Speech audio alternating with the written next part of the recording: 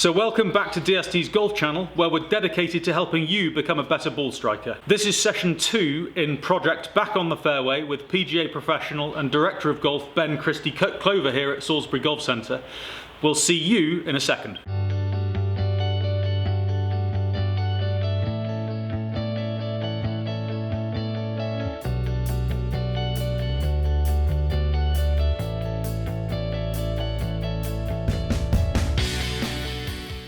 So in session 1 and in the initial conversation with Ben, we looked at understanding how he works here and what his work is. In session 1 on the driving range, we took a benchmark of where his game's at and understood that he's focused pretty much due to the amount of lessons he gives. He spends a lot of time thinking about the backswing, and we've identified that he can engage with the target more.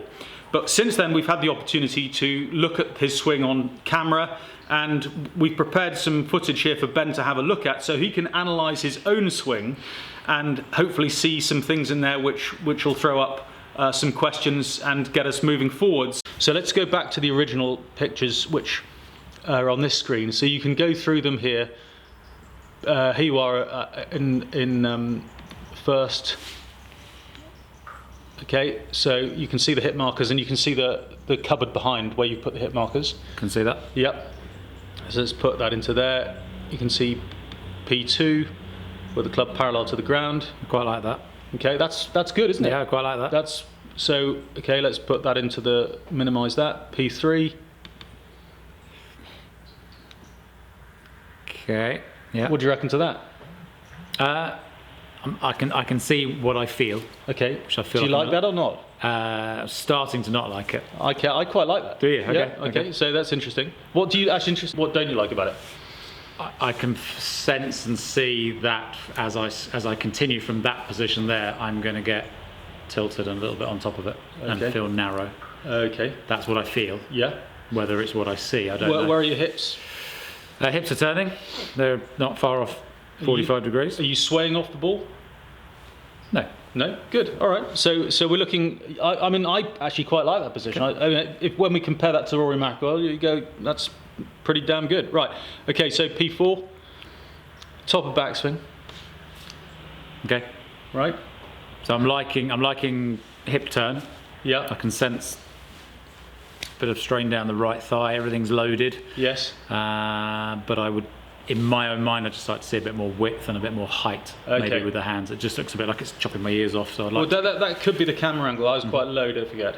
Yeah. So I mean, you know, kind of, the lower you are, the more sort of narrow it appears you are, or the right elbow and more lag it looks like you have because the camera's low. But to be honest, I think that's a really solid position. I don't think you've got an issue with the backswing. I think your backswing is absolutely pretty damn good, and we know your tempo and your rhythm is good. So let's carry on, right? So I mean, the only thing the only thing I'd say that you could potentially look at is look at where your hips are. Your lead hip is now at the top of the backswing. Yes. And now let's look at address.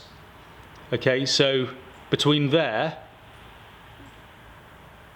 and there, you see the handle? Okay. You've got a bit of space. You kind of moved off the ball a bit. Okay, so this is at the very, very last frame before you start the downswing. So you've moved away from the ball. Okay, so I've shifted away. Yeah. Okay, so then let's go to the downswing sequence. Okay, and now you can see. Well, what you were looking at that lead hit? Yeah, a little static.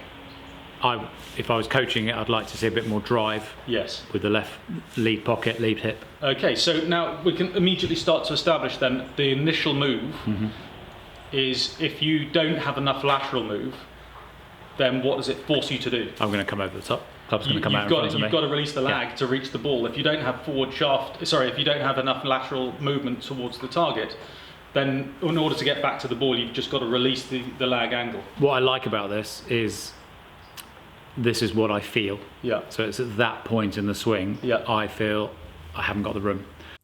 Ben's comment, "I haven't got the room," was very insightful and prompted me to have a closer look at the ball position. So I'm struggling to get the club back to the golf ball. Right. I haven't been able to fix that issue. Yeah. I kind of know it's there, but that I can sense that is what's in my head when I'm swinging. Yeah. And I would agree. I think I'd like to see a lot more Lateral movement towards absolutely, yeah, a lot more. And then the club can stay a little bit more behind me instead of feeling like it's coming front. At first glance, the ball position looked fine. But under closer inspection, I realised that due to the limited space in the studio, the camera was set too close, which produced lens parallax. When seen correctly, the ball position should be 7 centimetres further forwards.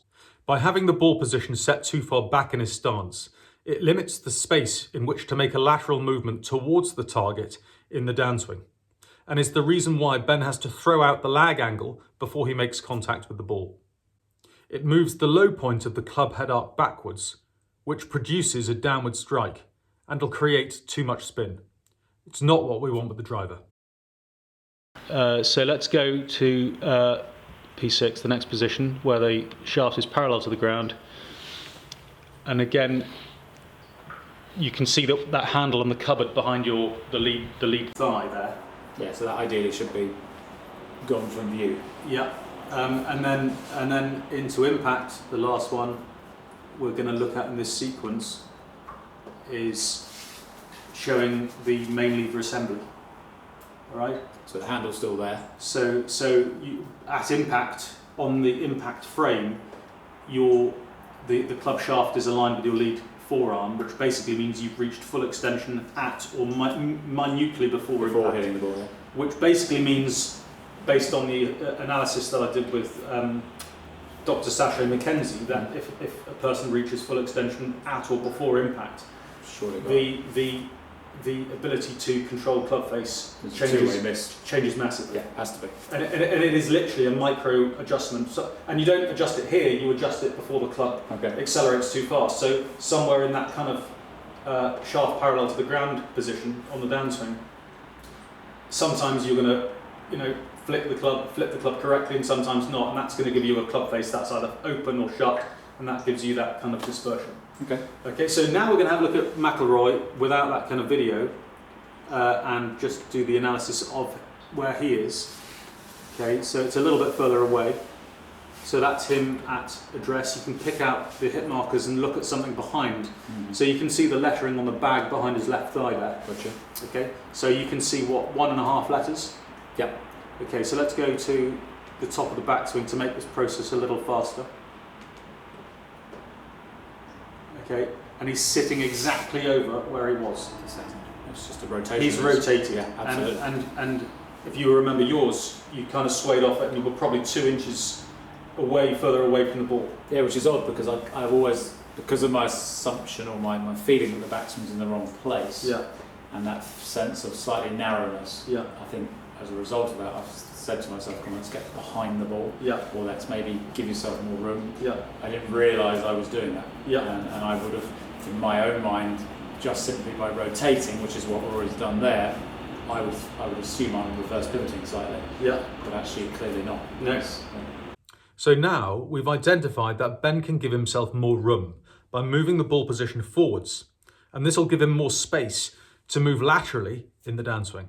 Okay, so I'm going to show you the other positions of the swing because I think you'll be pleasantly surprised. Okay, so you're looking at your swing going, oh, I'm not sure if I like that. Not sure. Okay, so let's do that. Okay, so this is Rory P2. That's me. That is. Right, that's me. He's potentially just a fraction wider, so he's he's really wide on that takeaway, isn't he? But that's like for like, apples for apples. That's not dissimilar to where you are there. And then P3, when the arm is parallel, again you were pretty similar to that. I mean, you're within. Okay. So I would say your backswing, don't mess. And yet that's totally taken over my entire golf. So now we can look at this and go right. So Ben, right, we've got a situation where I'm happy that your backswing and your tempo and your rhythm are great. Okay, I wouldn't change them. I wouldn't go anywhere near them. Okay. So I think probably where we've established is that between the top of the backswing and the ball, there is a fundamental problem. Yeah. Right.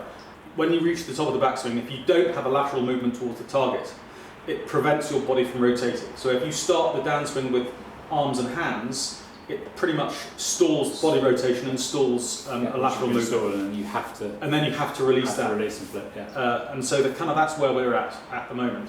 Which is interesting because I know at impact it doesn't feel right, and I'm not striking it well. Yeah. But to me, the whole problem is up here, and the problem now is I've been spending months and weeks and years up here, whereas I need to be here and here. That's right. So what's fascinating is what's causing it, right? I mean, you get into a good position at the top. If anything, you've swayed off the ball just a fraction. I mean, we're talking like an inch or two. No, I'll take that. That's better than I expected it to be. Okay. So this is, by the way, you're not alone here. This is where, after the study we did down at the Cornish Festival of Golf, where we studied 450 golfers, or 458 golfers, pros and amateurs, 51% of pros reach an impact where they've reached full extension before or at impact. Right, okay. Okay, so this is by no means a place where you're on your own here. And interestingly, 96% of amateurs flip the club and reach full extension before impact too. Is that because it's not taught? Yes, and because the golf swing is counterintuitive. But it's interesting to try and understand why. Yeah. So it's either people wanting to hit the ball hard, so the tendency to hit the ball from the top of the backswing where they try and leverage as much power from their golf swing as possible and use their arms and hands too early, so their body stays stationary and they just give it the heave-ho, by which time they've thrown away the lag angle up here. See that all day long, yeah. Yeah. The second reason why potentially people reach a flip impact is because they try and scoop the ball up, so they've got that kind of sense of fear of the ground, where they don't want to drive the club head into the ground, so they sort of stand up and scoop. And that basically means they could maintain the lag angle for longer in the downswing, but at the last minute the right hand takes over. Flips, yeah.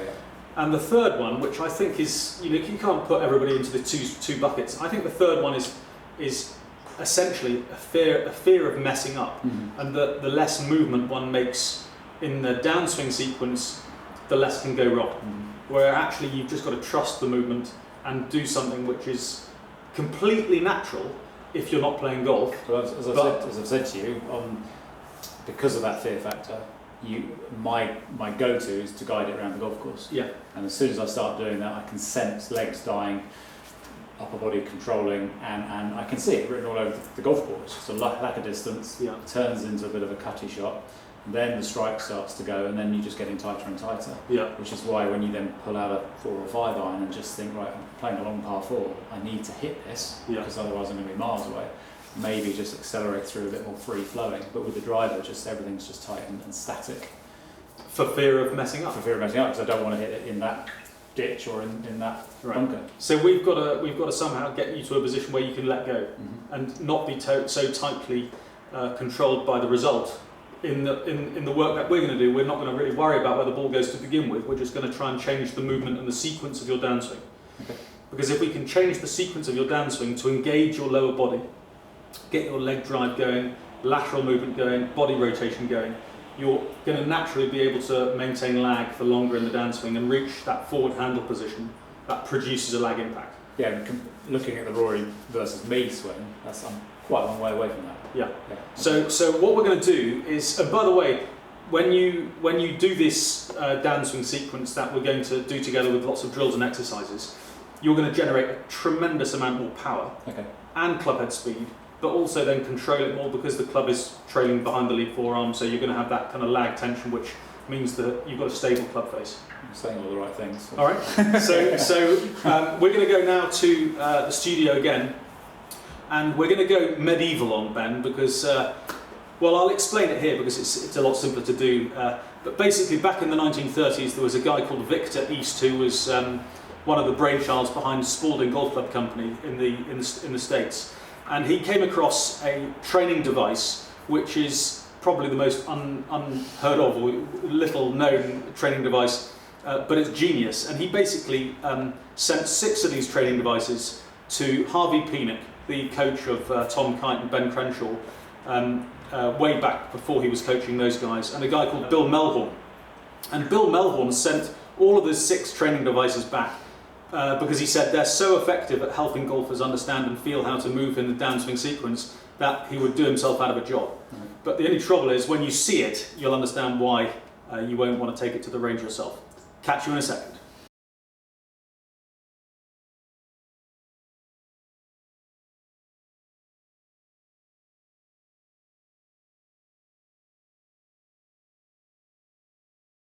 Okay, so this is session 2 of Project Back on the Fairway, and as you can see, I'm not the Grim Reaper. This is the wild training device that Victor East sent to Harvey Penick and to Bill Melhorn. That Bill thought was so effective he had to send them back because he was doing himself out of a job. So what this is a grass cutter or a scythe, and the reason why it's so effective is because first of all, it's quite heavy, so in order to change direction, you need to use your body weight and engage your legs and your upper body and your torso to move this thing. And secondly, because of the way the handles are set, it forces you to have a split hand grip. So rather than being able to use your arms and your hands to reach the ball in a golf swing, when you swing a scythe, you're physically forced to, in order to get the blade to move through the grass, you're physically forced to rotate your body, get your weight into your lead side and drive your torso towards the target, which is essentially what Ben needs to do to change the downswing sequence in his golf swing. So Harvey Penick in his book, in his book called The Little Red Book, he dedicated a chapter to this one device, saying it was an absolute godsend and everybody should be using one of these. The only trouble is, if you go to the driving range these days with one of these, you're liable to be arrested. Hence the reason why we've got the DST clubs, and that's the reason why I essentially started developing a whole series of training clubs that not only you can hit golf balls with, but engender the same feelings and movements that swinging a scythe does. So what I'm going to ask Ben to do now is to take possession of your first scythe. Thank you. I'm going to move this dangerous looking thing out of the way. And what I want you to just do is just get used to swinging it, Ben. Okay. And tell me what you're feeling as you're doing it. So is that somewhere near where you'd like it? Yeah, let's just get that out of the way there. Cutting the fields, cutting the head. Yeah. So what are you feeling with your lower body?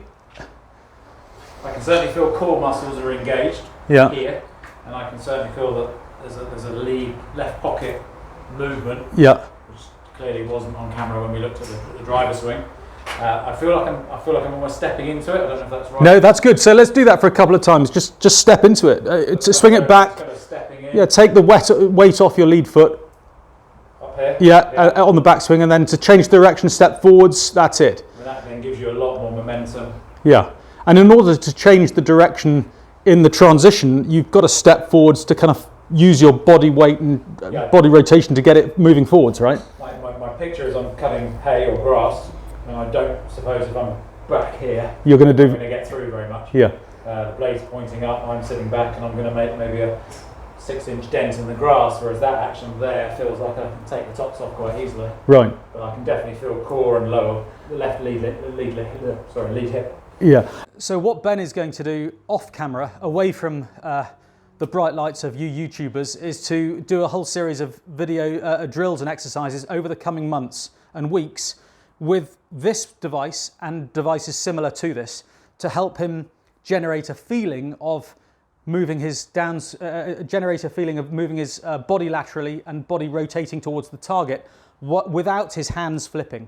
So that's clearly the one element of this that we didn't discuss in the first part of the video, is because your hands are set aside here in this fashion, it's physically impossible to flip it, right? You can't swing this by doing that. So the only way of getting that blade to go through the grass, if I don't take your ankle off, is to continue that kind of forward momentum by using my hips to open up towards the target, my chest opens up towards the target, all things which deliver a forward handle position at impact if you're relating it to a golf swing. Okay. So what we're going to do now is to put this dangerous implement down and get something which certainly Americans and particularly Canadians will have at home. Us Brits won't necessarily, but it is something which is very similar. So that is an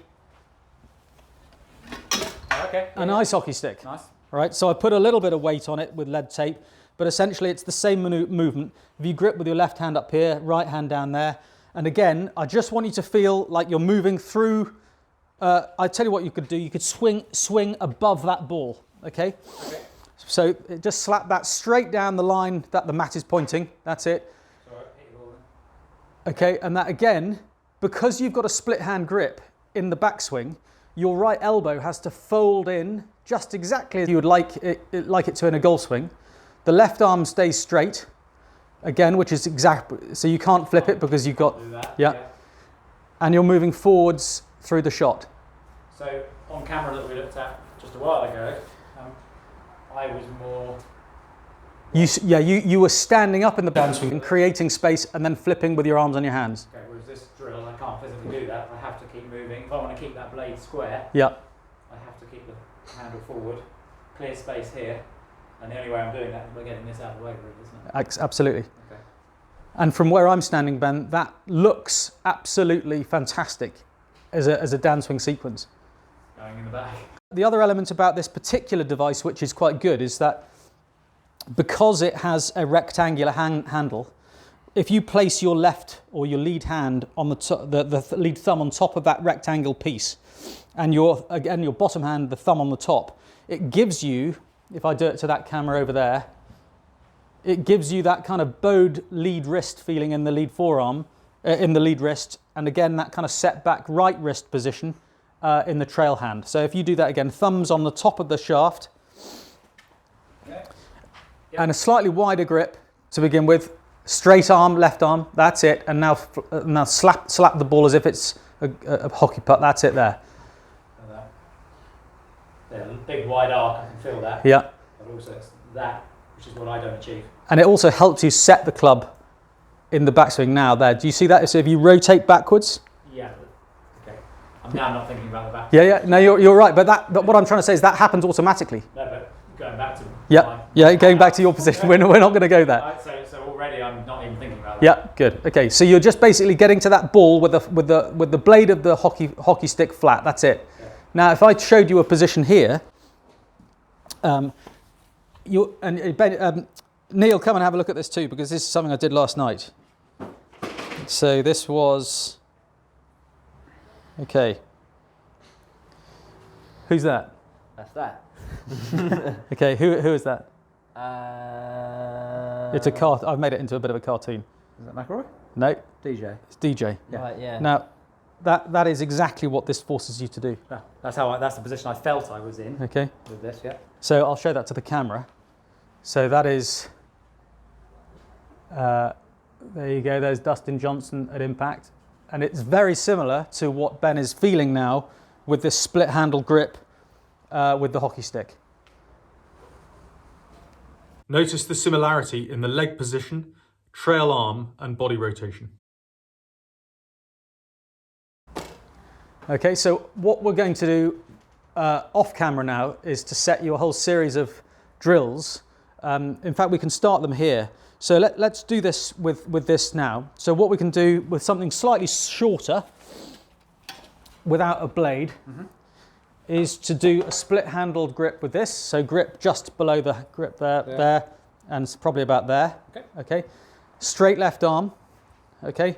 And again, just pretend that there's a blade on here that you're trying to sweep forwards and take the ball out there. Okay. Now, that's exactly what you were doing with the scythe. It's exactly what you were doing with the ice hockey stick. And you can do it with a stick. You can even do it with a golf club, with a wedge. So you can, there's a wedge here. And if I grip it with my left hand in the normal position and on the steel with my bottom hand, I can get through to the impact position here, and the blade, the leading edge is pointing towards my desired target. And that's giving me that left wrist bowed position. It's forcing my lower body to engage and my chest to open up without my arms flipping. So anyone can do this. Just get a club. You can stick a ball on the ground here. So I'm doing it to this camera here. So I'm trying to get the blade of the club to hover above where the ball is on the ground to there. And you can see my hips have opened up, my chest has opened up towards the target. The lead wrist is in that kind of forward handle position that's producing a lag impact. So the next stages after this is after you've done a split hand grip, then start reducing the distance between the hands. A little at a time. And then once you get to like a 10-finger grip, then you can start hitting pitch shots like this. And naturally the centrifugal force of the club head will release the club into impact. but still crucially with the handle in a position where it's producing a lag impact. And am I feeling like it's a bit of a hold-off shot here, or am I trying to... You can hit a draw, you can hit a fade. Okay. It's just basically it's a way of eradicating the concave lead wrist position in the golf swing. I mean, most people start from a neutral handle position here, and through familiarity or by taking an educated guess, they want to return the club to a similar position at impact. But naturally, that means they reach full extension back here, and then they're flipping. Flipping two-way miss, yeah. And that basically means they've lost the ability to stabilize the club handle above the point of rotation. So if you imagine the point of rotation on the handle is on the grip in between the top hand and the bottom hand, so essentially there. Yeah. And if I reach full extension back here, the handle is moving away from the pad in the lead hand. Quite excessively as well. Quite excessively. Yeah. So you're basically playing golf with your bottom hand alone. Whereas if you drive the handle forwards into that position where you've got a bowed lead wrist, I'm able to stabilize the handle above the point of rotation.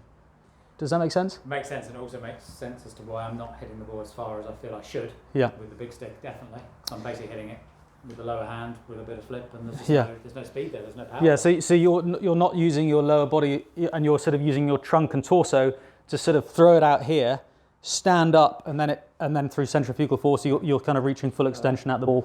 That's clear. Okay. Instead of afterwards. So do a couple with that one, and what I want you to do is to feel like you're doing a wide split hand grip to begin with. Okay. Really wide. There you go. So if the wider the split hand grip, straight left arm, that's it. The wider the split hand grip, the more you've got to engage your body. Okay, that's an awesome position there. Okay. Okay, and now reduce the distance between your hands, and reduce it again. Really drive your legs though. It's almost doing that step into the shot. There you go. Right. And again, step into it. Good. And now you can put the hands together. 10 fingers of a grip there? Yep, 10 fingers. And now you're engaging your lower body in the downswing sequence. So all we're doing here is learning a new sort of sequence, or synchronizing the downswing sequence to reach a forward handle position at impact. And a lot of people say, well, you don't want to hold that lag angle. You can't hold the lag angle. Well, of course, I mean, if you synthetically hold the lag angle, you're going to handle drag, right? Yeah. So by doing a handle drag, all I'm doing is moving my arms and hands, but my body doesn't do anything, and my legs. So that's a handle drag, and that produces a sort of an open club face block, or a slice, or worst of all, an Egyptian fade. That one, yeah. And we don't want that. So basically, in order to maintain the lag angle in the downswing sequence, we engage our lower body there, and that maintains the lag angle right through until we're through the hitting area. Okay. So that drill can be done with a wide split handle grip, and then reducing the distance between your hands until you've got to the territory when you're kind of feeling like it's more like a golf swing. Okay, no, I like that. And that was almost feeling like I'm stepping into it. Yep. That's quite alien to me. Yep. But I like the concept. Brilliant. Okay, so the next stage is to introduce another contraption, Heath Robinson contraption here.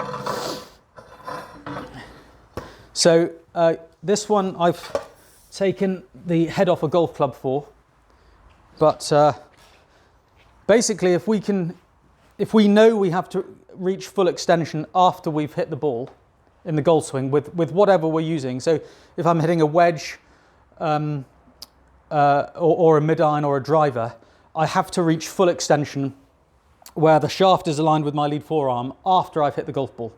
Yeah. Okay, so if we can triangulate where that position is and synchronize our downswing sequence to reach that position, then we can only do the correct thing. So I've created, so we've got a curtain here, but if you're at home, you could use a cardboard box. You could take a pillow or a cushion from the sofa, put it up against a wall, and just get a shaft or a bamboo cane, anything that really is not going to do much damage to stuff indoors, otherwise there'll be spousal discontent. But basically the way you should set up to this is place the curtain adjacent to the outside of your lead foot, okay? And all I want you to do is to strike the curtain with the full length of the shaft hitting the curtain at the same time. And that gives us the handle position that will produce a lag impact and full extension after the ball's been struck. Now, impact bags are very similar to this, but of course they're not tall. So you don't know whether you're striking the impact bag with the shaft and the handle in the correct place. Club head striking. But you don't know where the handle is. Correlation with shaft. Exactly. So this ensures that you reach the handle position that we're all wanting to reach. So the way you set up, you can either set up where the ball would be, which would be central in my stance, which would be about there. Okay, the ball would be about there roughly. So I can either start with the shaft of the golf club behind that and then swing into the curtain, or I can just start from this position here and then just move back. Okay, so I want you to have a go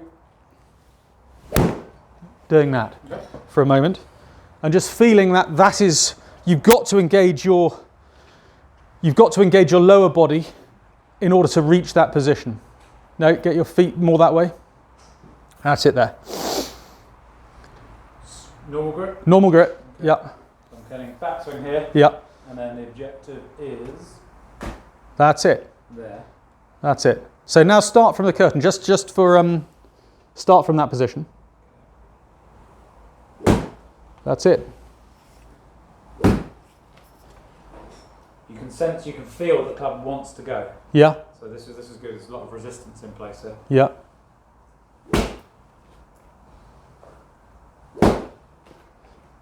And the interesting thing is, because the handle needs to get into that position, it's one of those unspoken magical things about the golf swing. In order to deliver the handle into that position, it's almost physically impossible to come over the top. You have to engage your lower body first. Yeah, I can't. You can't really do, because then the handle comes off away from the curtain. So you've got to have a square to square or even in to out swing path to reach that handle position, which fixes 96% of people who've got a slice. I feel like the left shoulder's clearing out of the way earlier Yeah. to achieve that as well. And I think part of the problem is we all tend to hold on a bit. Left shoulder stays low, club comes out in front, don't we? And then Exactly that. Okay, so have a couple more on doing that, and start with the shaft against the curtain. Okay, there, more hip rotation. That's it there. Right, now start there and work backwards from there. slow motion or normal? No, normal swing.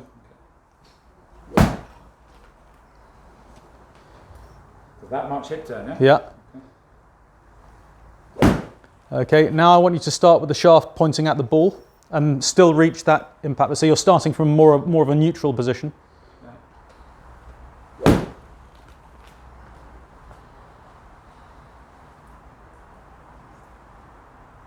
So much more engaged than I would normally be. And you feel like, okay, let's just, we were talking earlier about, you being sort of coming off the ball a little bit. But if you were a javelin thrower, you wouldn't choose to stay, if you're back here and you don't engage lateral movement towards the target, you're engaging your arm and hand muscles alone to throw it. Yes, that's your entire power source. That's it, and that's the reason why we saw the club head speed being lower than we kind of thought, because you weren't engaging firstly, the lateral body movement, and then secondly comes that snap of your body rotating through. So that's kind of leveraging your body, using what they call nowadays ground forces. Ground forces, yeah. To get you to move in and then up and away, and that helps you sort of snap towards the target. And then, last of all, like cracking a whip, the arm whistles through, and you launch the javelin miles, or a shot put, or a pitcher, or a baseball hitter, or. Whereas normally we're role reversing that. Everything's arm, and then back to body, and perhaps not even the legs. Exactly that. Okay. Okay, so another drill we can do with this curtain is to pretend we're sitting on a very low stool and hit the curtain at sort of hip height, and that because we're bending our knees excessively here, you have to engage your legs a huge amount more than you would normally do. So try that. Okay. So strike the curtain sort of at the head. Do you see the head of the man? Yeah, or just below there, yeah. So how far do you want me to sit in? Yeah, as much as you can feasibly do. Okay. And now strike the curtain there, and you can feel your legs moving there. That gets your legs, doesn't it? You have to. Yeah, otherwise you're here, aren't you? which is that hip clearance you were talking about when I was down here. So sit into it. I'll go higher than that, haven't I? Okay, so how does that feel? Feels like there's a lot of movement. Yeah. But having seen it on camera, I've got very little movement. So it's that same thing when we teach golfers. Tiny change feels huge. And it feels very big. Now, I think probably one of the things, we were talking about three things, that tendencies that cause people to flip. The first being a hit from the top, wanting to generate speed from the top. The second being fear of the ground and wanting to help the ball up into the air, so by scooping. And the third thing, which is the unwritten intangible, is for fear of doing too much movement, we might altogether miss the ball. Yeah. Right? So that kind of like the less movement I make is I'm in the safe territory. A bit static, a bit kind of just get back to the ball, right? It's because it's not going to grow legs and walk away. So we can trust that it's not going to move as long as we sort of can trust that, and we can develop a movement that brings the club head back to the ball. By doing these drills, split hand grip, scythe, the hitting a curtain or a cardboard box adjacent to your left foot, engages your legs, your chest, and it doesn't allow you to flip your arms and hands. Okay. Some split handles. Yep. Narrow that down. Yep. Okay, so the last thing we're going to do, or maybe not the last thing we're going to do, is another trip to the log shed. You've been busy. Is a piece of kindling, a wedge piece of wood here. So Ben, have you set up to hit a shot? Yep. And I'm just going to put that underneath your your trail foot like that. Now, if you make a backswing, you're going to feel like you can't sit into that because it's pushing you back that way. Yeah. So this is exactly what is needed for you, particularly to help you feel like you're staying more on top of the ball instead of swaying off it. Which goes against everything I've been mentally thinking about for a long time. So here, for me that feels quite reverse pivot. Yeah, but it's looking dead. We've got a camera here, and that. Let me just move the camera's fraction, and then you can have a look at it yourself, so you can see what it looks like. Okay, so you're just staying plumb over the ball. Whereas on the previous shots, I was having a little bit of. And the more you move that way, you've got to get back, and then even further to have control over the club as you go through. So that's quite a big eye opener for me, because the feeling is reverse pivot. Seeing it on camera is clearly not. And that's really. And that looks like a powerful position. And then from there. These are big moves. Okay, that's interesting. So we're going to do a mixture of all of these drills over the coming weeks and months, as well as going out on the golf course to play golf, and we're going to see how it kind of. Looking forward to it. I think basically the challenge here, just to end on this note, I think the challenge is going to be. The challenge is going to be that you, being a professional, having played the game for a very long time, have built up an ingrained way of moving your body. Yeah, there's a database of information, there's a database of me moving the club into certain positions. Yeah. There's the fear of where that ball can go. Right. So as we said when we were next door, what we're going to do is to not worry about where the ball goes, because we can't be too harsh on ourselves when we're learning a new movement and a new sequence. So I'm not going to be too fussed about where the ball goes left or right too much, because you're learning a new movement. I'd be happier to be here in a week's time, seeing that you haven't moved off the ball too much, you're kind of more on top of the ball. And then your initial move in the downswing is like with the scythe, where you're getting your legs involved and your body rotation going. I like that, that's good. And then you're going to be all over it, okay? Looking forward to it. Boom. Guys, look forward to catching us on session 3 of Back on the Fairway, Project Back on the Fairway. Please tell us what drills you do. Engage with us in the comments below. Let us know whether you think we're balmy, or if you want to get hold of one of those scythes. I think they sell them at most hardware stores. Sure nowadays. But anyway, don't go to the range, because you'll just get arrested. But get a hockey stick, get a stick, do split hand grip drills, move into a cardboard box or a curtain, and get that sense of moving your body weight through the ball towards the target. Catch up with you next time. Ben, thanks a lot. Thank you very much. And see you soon.